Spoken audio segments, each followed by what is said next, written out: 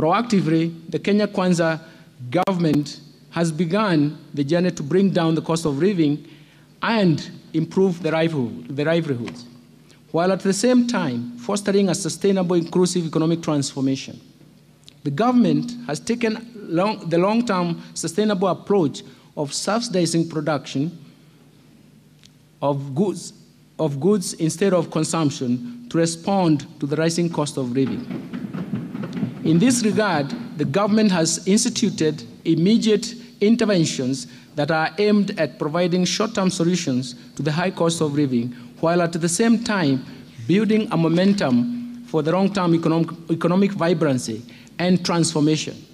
In particular, the government has covered the following areas. First, through the e-voucher fertilizer subsidy program, availed to 6 million of 50 kilogram bags of subsidized fertilizer worth 15 billion that are retailing at a cost of 350 per bag, a reduction from the market price from 6,500 per bag, representing a subsidy of Kenya shillings 3,000 per bag. So far, the government has registered 5 million farmers nationwide and issued over 2.5 e-vouchers to registered farmers.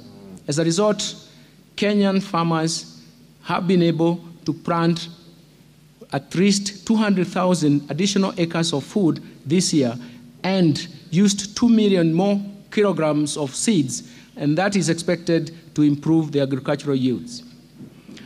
Second, the government has granted duty waivers for importation of key food products such as white maize, rice, yellow maize, soya beans, soya bean meal, assorted protein concentrates, and feed additives effective from 1st February to 6th February, 1st February this year to 6th August 2023. This has been done in order to bridge the food stocks deficit and will lower the cost of food prices. As a result of the drought, the mitigation measures and the climate adaptation programs, the government initiated a national tree planting campaign that seeks to enhance our national tree cover from 12% to 30% through a target of planting 15 billion trees by 2032. In addition, the government has initiated new dam constructions to address the drought concerns and ensure Kenya has enough harvested water to facilitate a water management strategy for irrigation and food production.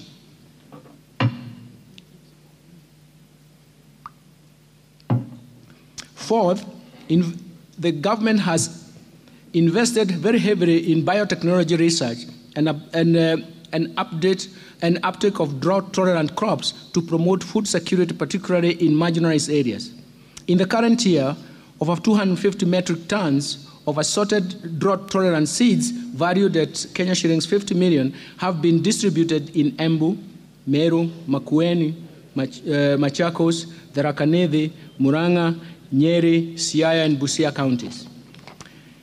Fifth, the government has reformed the National Health Insurance Fund to meet the urgent needs of Kenyans at the bottom of the socio-economic structure by actualizing its purpose as a social medical insurance facility. In addition, the government has committed to deliver universal health coverage to ensure that every Kenyan attains dignified health care at a minimum subscription fee. And finally, the government has reviewed the policy on the energy sector with the aim of developing and diversifying this market further by improving the sourcing and supply of cooking gas that inevitably has resulted in high cost that drive domestic inflation.